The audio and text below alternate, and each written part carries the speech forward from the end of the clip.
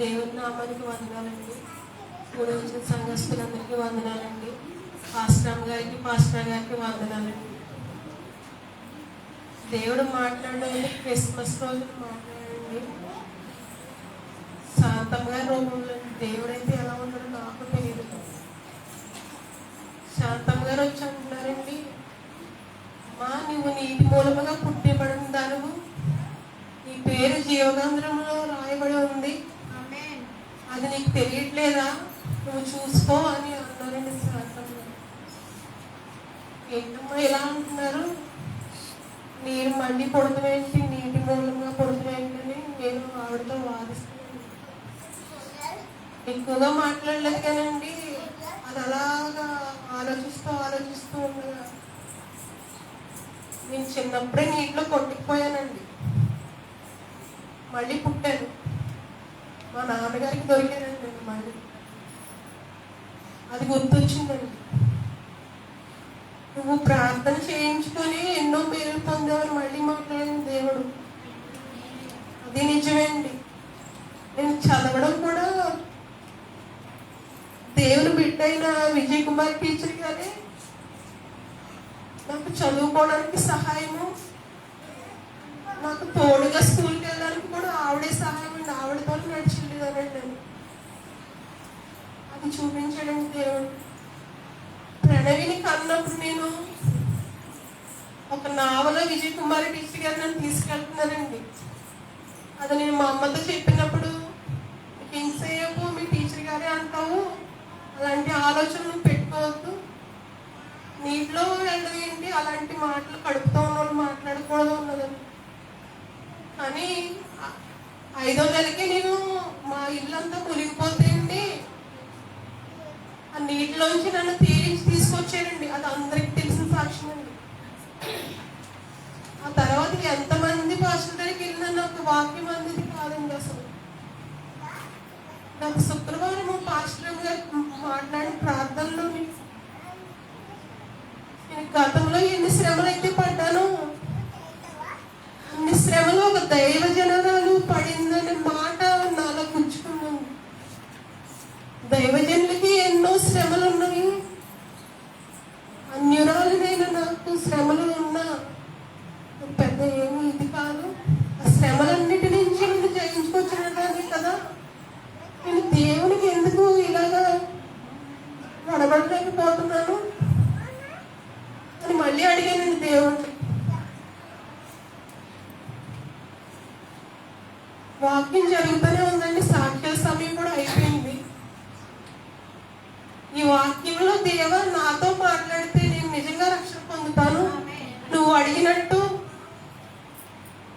అని నేను ప్రార్థన చేసుకుంటూనే ఉన్నానండి. నిజంగానే పాస్టర్ గారు అదే వాక్యాన్ని బోధించారండి. ఆ రోజు నేను ఏదైతే అనుకున్నానో ఆ మాటలు దైవజనుల ద్వారా నాకు వినిపించాయి. ఇప్పుడు నేను దేవునికి వేల స్తుతులు వందనాలయ్యా తండ్రి. ఎత్తబడే గుంపులో కాదయ్యా తండ్రి, ఈ సన్నిధిలో ముందు నేను నిలబడాలయ్యా అని ప్రార్థించాను. సన్నిధికి నేను ఎప్పుడు దూరం అవుతూనే ఉండేదానండి.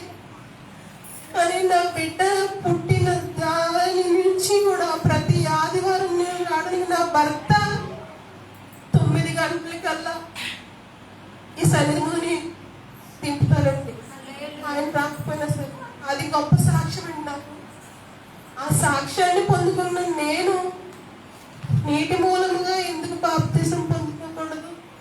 దేవునిలో ఇంకా ముందుకు సాగాలి, దేవుని ఇంకా వెతకాలి, దేవుని ఇంకా తెలుసుకోవాలని తీర్మానం తీసుకున్నానండి.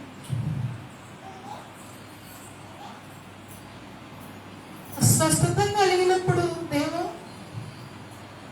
స్వస్థత వరాన్ని ఇస్తారంటున్నావు తండ్రి. ఏ పాటి దారుణయ్యా తండ్రి, స్వస్థత ప్రార్థన జరుపుట్లో నువ్వు ఉండాలని దేవుడు అడిగాడు తండ్రి. నేను ఏమి ప్రార్థన చేయలేను తండ్రి, నేను వాక్యం చదవడానికి ఉన్నాను తండ్రి. పాటలే పాడతాను కానీ వాక్యమే చదువుతాను కానీ నేను స్తుతించట్లో నేను వెనకపడిపోతున్నాను. ప్రార్థన కూడా నేను నాకు తెలియకుండానే ఎంతసేపు ప్రార్థన చేస్తున్నానండి ఈ మధ్య. అందుకు బట్టి దేవునికి వందనాలండి. ఇంకనూ పూర్తిగా తెలుసుకొని దేవునిలోనే ఎదగాలని, దేవుని సాక్ష్యంలో అనేక మందికి తెలియచేయాలని దేవుని కోరుకుంటున్నానండి. ఈ చిన్న సాక్ష్యం దేవుని దీవించును. హల్లెలూయా. మరి చక్కని సాక్ష్యాన్ని మరి నాగమణి గారు తెలియపరిచారు. పరిశుద్ధ ప్రార్థనా మందిరానికి ఈ బిడ్డ దేవుని సన్నిధికి వచ్చిన తర్వాత ప్రాణవీని పొందుకున్నారు. చక్కని బిడ్డను దేవుడు ఇచ్చాడు. అలాగే అతి తొందరలో చక్కని గృహాన్ని కూడా కట్టుకోబోతున్నారు. ఇందాకే తల్లిగారు మీకు ఆ సాక్ష్యాన్ని తెలియపరిచారు. దేవుడు దీవించినగాక. గొప్ప సాక్ష్యములు దేవుడు వీరి కుటుంబానికి ఇచ్చాడు. ప్రణవి కడుపులో ఉండగా ఈమె పడిన బాధ అంతా ఇంత కాదు. పన్ను నొప్పని, తల నొప్పని, మరి ఎంతో భయంకరమైన స్థితిలో నుండి దేవుడు లేవనెత్తి ఈ బిడ్డను దీవించి ఆశీర్వదించాడు. హల్లెలూయా. మరి నీటి బాప్తిస్మము ద్వారా ఈ బిడ్డ దేవుని సన్నిధిలో ఒక మంచి ప్రఖ్యాతకరైన ఒక మంచి పేరును పొందుకుంటుంది. హల్లెలూయా. పేరు ప్రఖ్యాతలను ఇప్పించిన దేవుడు నా నోటి వెంట మరి మీకు పెట్టబడే పేరు మంచి ప్రఖ్యాతగా ఉండాలండి. చక్కగా మంచి పేరు దేవుడు మీకు ఇచ్చాడు. మరి తండ్రి, కుమార, పరిశుద్ధాత్మ నామములో ఈమె పేరు లూదియాగా మార్చడం జరుగుతుంది. హల్లెలూయా. ఈమె పేరు నాగమణి లూదియా మణిగా మార్చడం జరిగింది. లూదియా అనగా గొప్ప దైవభక్తి గల స్త్రీ. హల్లెలూయా. అపోస్తుల కార్యములు 16వ అధ్యాయం 14వ వచనములో అప్పుడు లూదియా అను దైవభక్తి గల యొక్క స్త్రీ వినిచుండెను. ఆమె ఊదారంగు పొడును అమ్ము తూయిదైన పట్టణస్థురాలు. ప్రభు ఆమె హృదయమును తెరిచెను గనుక పౌలు చెప్పిన మాటల యందు లక్ష్యముంచెను.